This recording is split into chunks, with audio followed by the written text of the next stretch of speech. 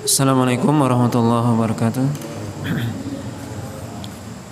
Innal hamdalillah nahmaduhu wa nasta'inuhu wa nastaghfiruh wa na'udzu billahi min shururi anfusina wa sayyiati a'malina. May yahdihillahu fala mudilla lahu wa may yudlil fala hadiya lahu. Asyhadu an la ilaha illallah wahdahu la syarika lahu wa asyhadu anna Muhammadan abduhu wa rasuluh alladzi la rasula wa la nabiyya ba'dah. Ya ayyuhalladzina amanu taqullaha haqqa tuqatih wa la tamutunna illa wa antum muslimun. Amma ba'd. Bapak dan Ibu kaum muslimin dan kaum muslimat yang dirahmati Allah Subhanahu wa taala. Alhamdulillah, puji dan syukur senantiasa kita sampaikan kepada Allah Subhanahu wa taala.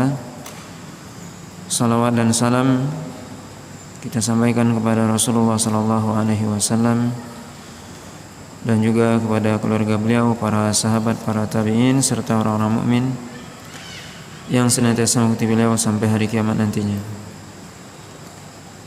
Pada malam hari ini kita lanjutkan pembahasan dari kitab Syarah Sahih Muslim, masih dalam Kitabus Shalah. Bab yang ke-29, yaitu bab amru an-nisa al-musalliyat wara' ar-rijal alla yarfa'na ru'usahunna minas sujud hatta yarfa'a ar-rijal, yaitu bab yang menjelaskan tentang perintah kepada wanita yang salat di belakang laki-laki agar mereka tidak mengangkat kepala mereka dari sujud sampai laki-laki mengangkat atau mengangkat badannya ketika sujud atau mengangkat kepalanya ketika sujud. Hadis yang ke-986 dalam kitab Sahih Muslim, hadis dari Sahal bin Sa'ad As-Sa'idi radhiyallahu taala anhu qala laqad ra'aitu ar-rijala aqidi uzurihim fi a'naqihim mislu sibyan min dhiqil uzur khalfan nabiy sallallahu alaihi wasallam faqala qailun ya ma'syara an-nisa la tarfa'na ru'usakunna hatta yarfa'a ar-rijal, yaitu sahabat Sahal bin Sa'ad As-Sa'idi mengatakan, beliau mengatakan bahwasanya aku melihat laki-laki atau sebagian laki-laki di zaman Nabi sallallahu alaihi wasallam yang mereka mengikatkan kain mereka, yaitu di pundak atau di leher mereka seperti anak-anak, karena saking sempitnya kain ataupun sarung mereka di belakang Nabi sallallahu alaihi wasallam. Kemudian dikatakan, yaitu wahai para wanita, janganlah anda mengangkat kepala anda sampai laki-laki mengangkat kepalanya ya, dalam sujud. Hadis ini menunjukkan kepada kita pertama bahwasanya di zaman Nabi sallallahu alaihi wasallam bagaimana para sahabat kain mereka atau sarung mereka itu ya, sebagian sahabat ini kainnya itu kecil atau tidak cukup ya, sehingga pas-pasan untuk menutup aurat mereka. Jadi ketika sujud dikhawatirkan ya, bagi orang yang di belakang terlihat aurat mereka.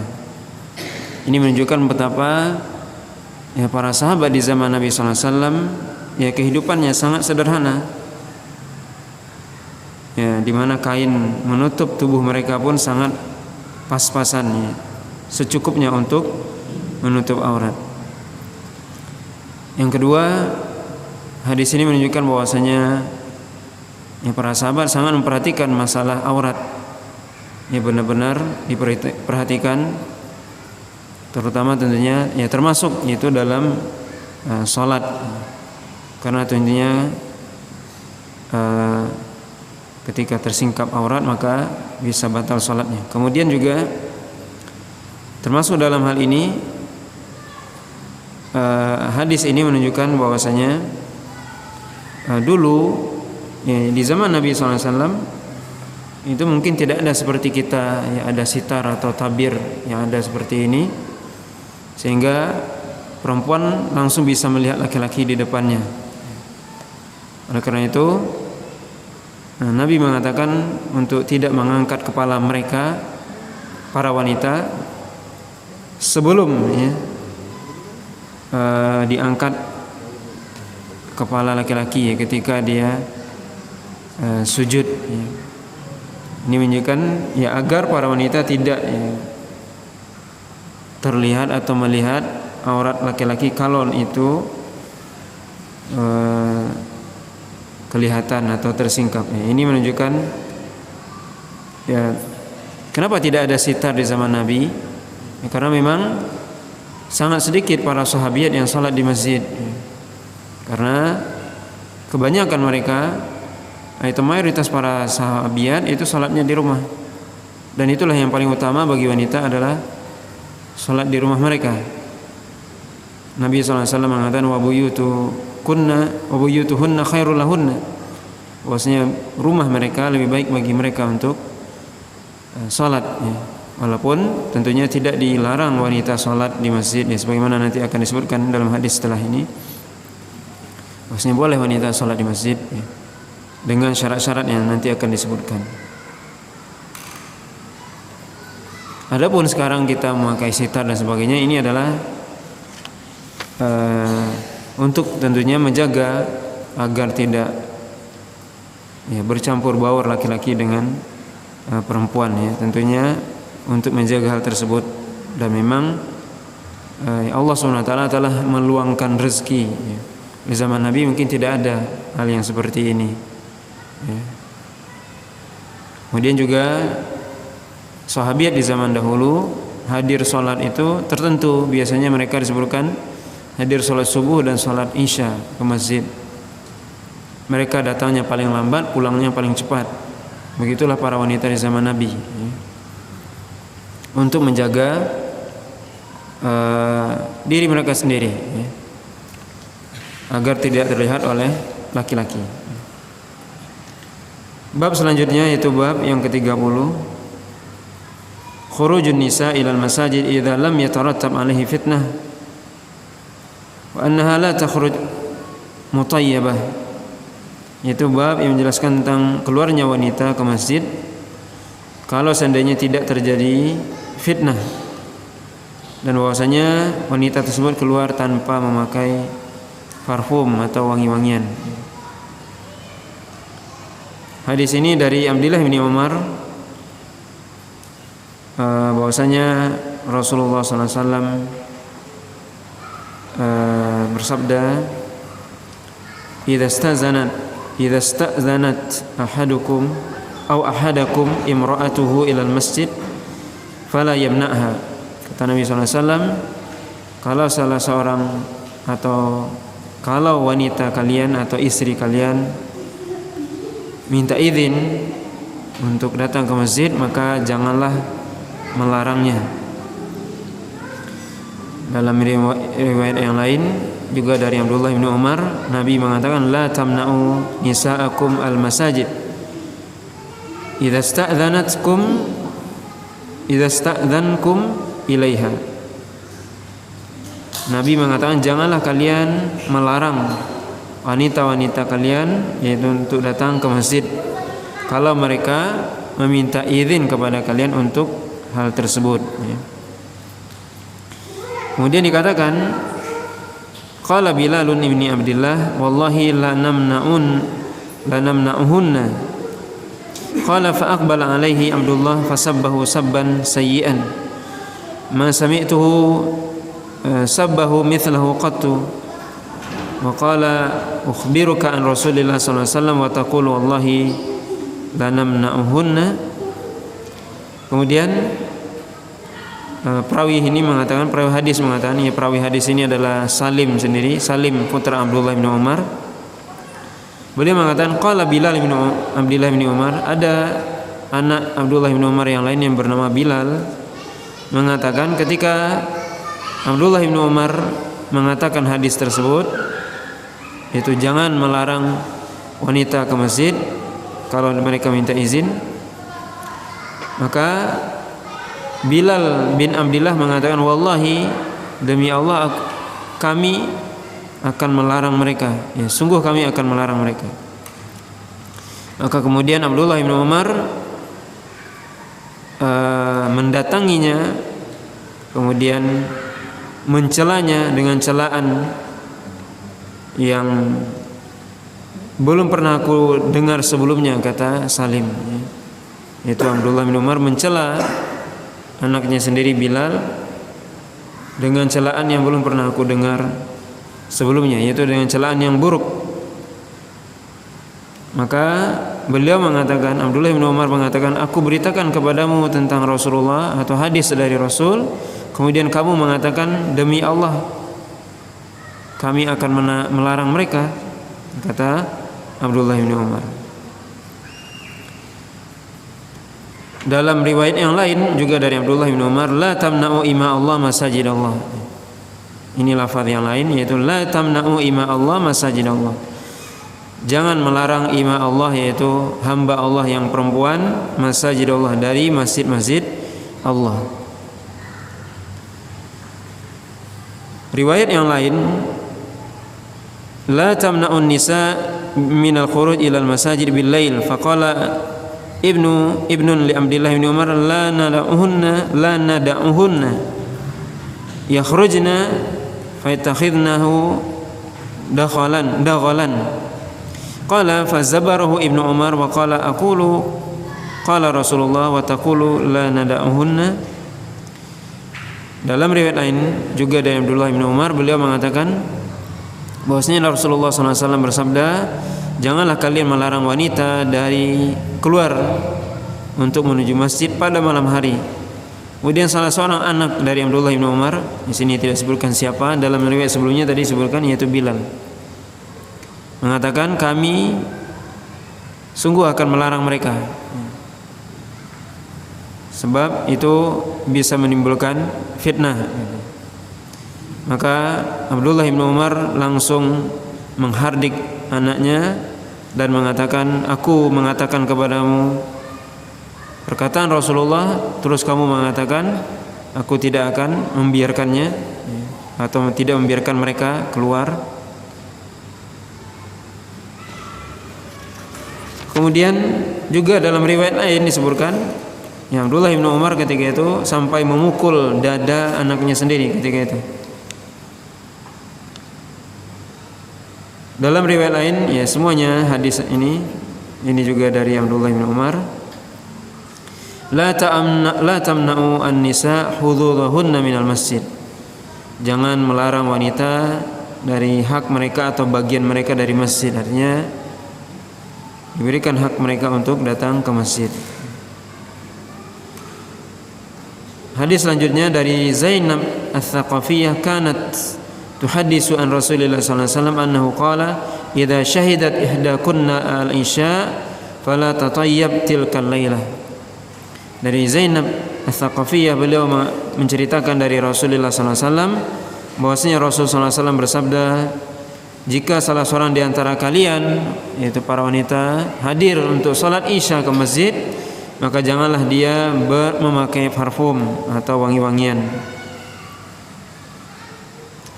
Dari Zainab juga imra'atu Abdullah, yaitu istrinya Abdullah bin Mas'ud, beliau mengatakan qala lana Rasulullah sallallahu alaihi wasallam idza syahidat ihdakunna al-masajid fala tamassa tiban.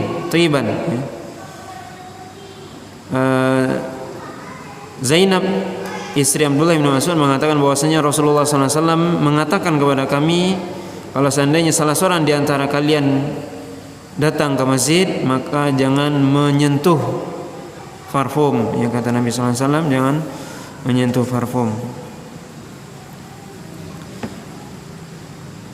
Kemudian hadis selanjutnya dari Abi Hurairah radhiyallahu taala anhu, qala Rasulullah sallallahu alaihi wasallam ayyuma imra'atin asabat bakhuran fala tashhad ma'ana al-isya al-akhirah. Dari Abi Hurairah radhiyallahu taala anhu, beliau berkata bahwasanya Rasulullah SAW bersabda, wanita mana saja yang dia telah memakai parfum, maka janganlah dia ikut salat Isya bersama kami. Hadis yang terakhir dalam bab ini yaitu dari Amrah binti Abdurrahman annaha sami'at Aisyah zaujan Nabi sallallahu alaihi wasallam taqul law anna Rasulullah sallallahu alaihi wasallam ra'a ma ahdatsan nisa'u lamana'ahunna al-masjid kama muni'at nisa'u bani Israil. Qala faqultu li Amrah anisa'u bani Israil muni'atna al-masjid? Qalat na'am.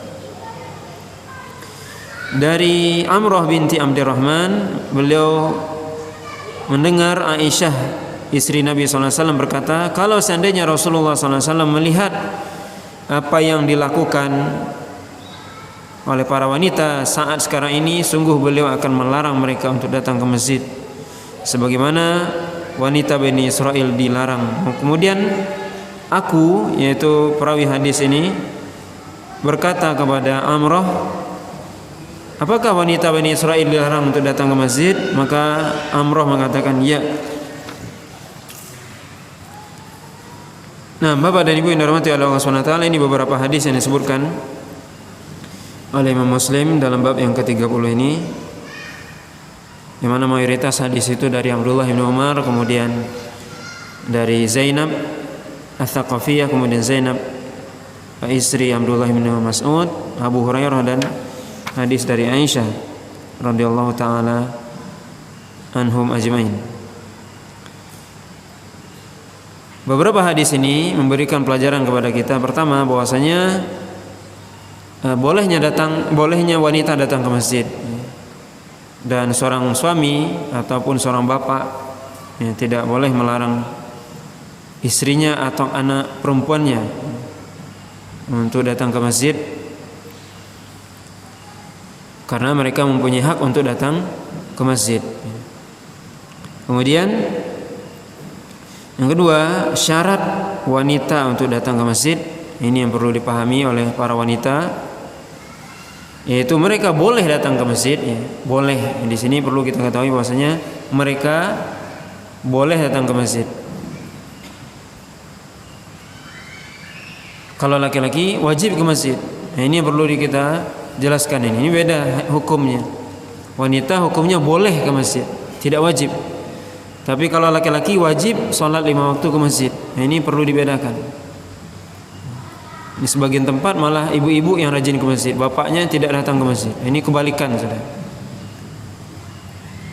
Laki-laki wajib dia ke masjid, sholat berjamaah 5 waktu. Perempuan boleh ke masjid, ya, tidak wajib tapi boleh. Syaratnya apa? Yang pertama, dia minta izin kepada suami. Syarat pertama, sebagaimana tadi disebutkan, idza sta'dzanat. Ya, idza sta'dzanat artinya kalau salah seorang, idza sta'dzanat ahadakum imra'atuhu, kalau seandainya istri salah seorang di antara kalian meminta izin, maka seorang perempuan yang baik dia minta izin kepada suaminya kalau mau keluar rumah, termasuk ke masjid. Ke masjid saja kita perhatikan minta izin, apalagi ke selain masjid. Ini perlu dipahami dengan baik, ibu-ibu. Ke masjid, ke rumah Allah itu harus minta izin. Maka ibu-ibu mau kemana? Mau ke pasar, mau ke rumah tetangga, rumah saudara, harus minta izin kepada suami. Zaman sekarang banyak yang tidak melakukan itu. Ke masjid saja, rumah Allah. Ngapain ke rumah Allah? Jelas beribadah. Itu minta izin kepada suami. Ini yang perlu dipahami dengan baik. Apalagi kalau selain ke masjid, ya. Kemudian juga ini menunjukkan besarnya hak suami kepada atas istrinya, besarnya hak suami atas istrinya, atau besarnya kewajiban istri terhadap suami, sampai ke masjid pun harus minta izin. Kalau tidak diizinkan bagaimana? Berarti nggak boleh. Kenapa? Karena patuh kepada suami hukumnya wajib, datang ke masjid hukumnya boleh, mubah. Maka kalau suami tidak mengizinkan misalnya, dengan satu hal, misalnya pekerjaan rumah belum selesai ataupun macam-macam, maka seorang istri wajib taat kepada suaminya. Ada sebagian ibu-ibu yang dia rajin ke masjid, apapun yang terjadi di rumah dia tidak perhatikan. Rumahnya berantakan, anaknya cerai-berai, ya dia tetap rajin ke masjid, majelis taklim lah, apa namanya lah. Lupa ya, kewajiban yang utama dan semestinya perempuan di mana? Di rumah. Harus minta izin kepada suami. Ke masjid harus minta izin. Coba bisa kita bayangkan ini. Ya. Ini menunjukkan bahwasanya ya perempuan mesti dia mengetahui di mana posisinya sebenarnya, ya, di rumah. Makanya Nabi mengatakan bahwasanya rumah mereka, para wanita, lebih baik bagi mereka. Ya. Kemudian syarat selanjutnya wanita datang ke masjid adalah tidak menyentuh parfum atau wangi-wangian. Artinya tidak memakai wangi-wangian. Kalau mau datang ke masjid, tidak menyentuh parfum. Sebab apa? Apa gunanya dia menyentuh parfum? Orang biasanya menyentuh parfum itu, seorang wanita menyentuh parfum itu hendaknya ketika dia berhias di hadapan suaminya. Itu seharusnya. Wanita di zaman sekarang sudah terbalik. Di hadapan suami dia biasa-biasa saja. Tapi kalau keluar rumah, mau ke pasar, mau ke kondangan, mau ke rumah tetangga, pakai parfum. Ini salah. Terbalik. Anda bersama suami menyambut kedatangan suami di rumah, suami baru datang dari kerja, Anda sambut dengan pakai parfum, pakaian yang bagus. Begitu seorang wanita. Keluar rumah tidak boleh pakai parfum. Termasuk ke masjid. Kita bisa bayangkan ke masjid beribadah enggak boleh pakai parfum. Kita bisa bayangkan semua orang yang datang ke masjid tujuannya ibadah, berarti fokus ibadah. Mungkin tak terlintas di dalam benaknya pemikiran yang lain. Dilarang pakai parfum. Bagaimana kalau seandainya dia pergi ke pasar? Ke pasar macam-macam orang. Sangat tidak boleh pakai parfum. Karena apa? Ini fitnah, menggoda laki-laki. Maka ini perlu dipahami dengan baik oleh para wanita, ya. Bahwasanya dia kalau mau keluar ke masjid, maka dia tidak boleh memakai parfum, ya. Tidak boleh memakai wangi-wangian. Termasuk juga keluar rumah, ya, keluar ke tempat yang lain. Seperti kita sebutkan tadi, kalau ke masjid saya tidak boleh pakai parfum, apalagi ke tempat lain yang tentunya lebih bercampur baur, ya. Kalau di masjid bisa terpisah. Apalagi kalau di ke pasar bercampur baur, atau ke rumah tetangga dan sebagainya. Maka itu mimbabil aula, artinya apalagi, ya, tidak boleh. Justru kita katakan kapan wanita memakai parfum? Di rumahnya, di dalam kamarnya menyambut suaminya, di situ dia pakai parfum.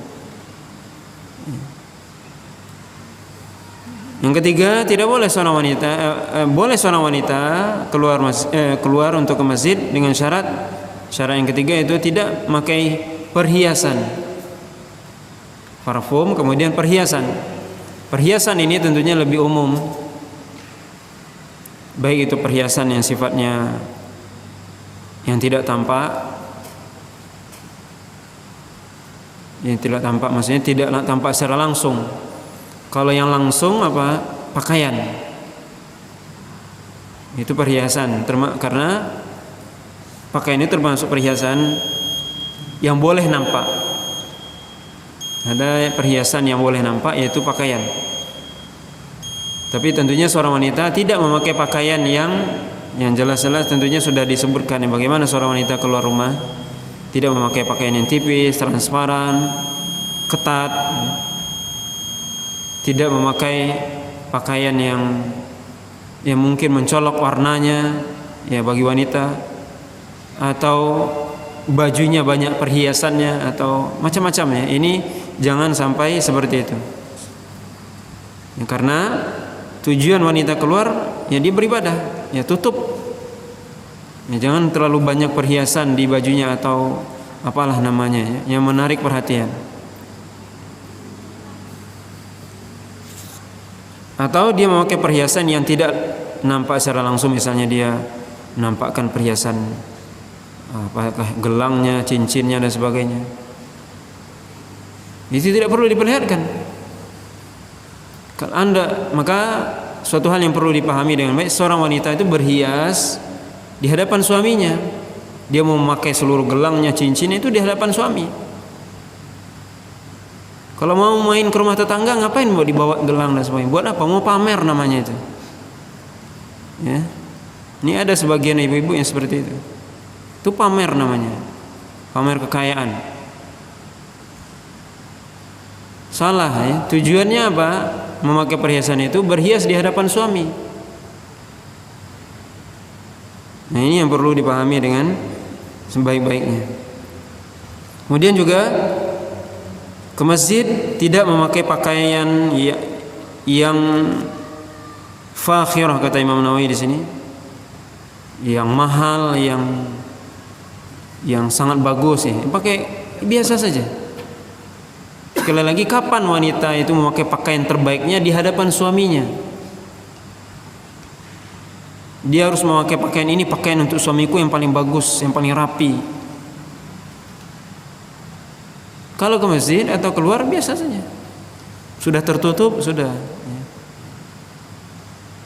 Kemudian wanita boleh ke masjid jika tidak bercampur baur dengan laki-laki, ya, bercampur baur dengan laki-laki.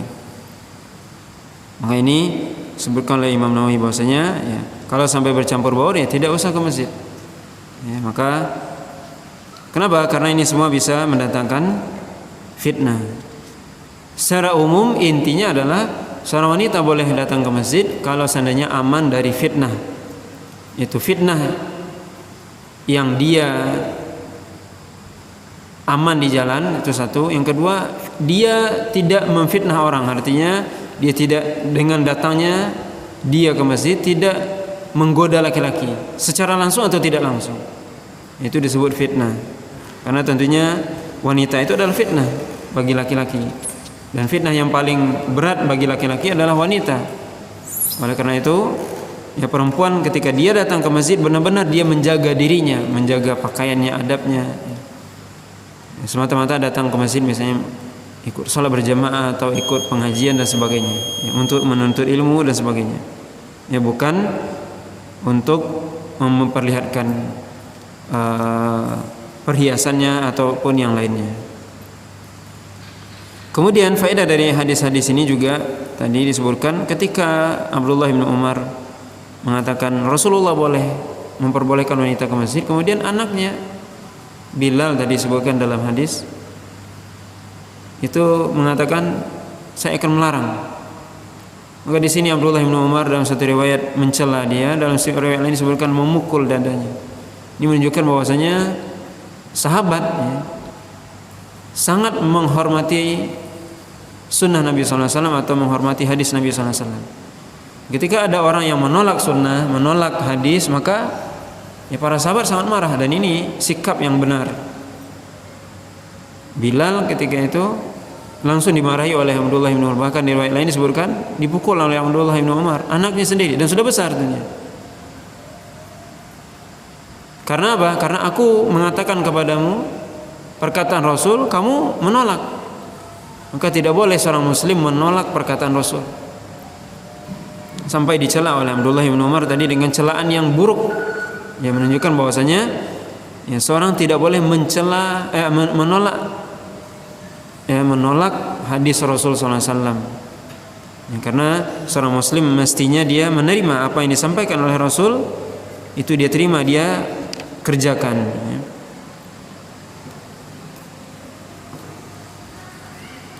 Bapak dan Ibu yang dirahmati oleh Allah SWT, mungkin ini ya beberapa faedah dari hadis-hadis yang kita bacakan tentang bolehnya wanita untuk datang ke masjid dengan syarat-syarat yang tadi disebutkan ya oleh Imam An-Nawawi dalam Syarah Riyadhus Shalihin.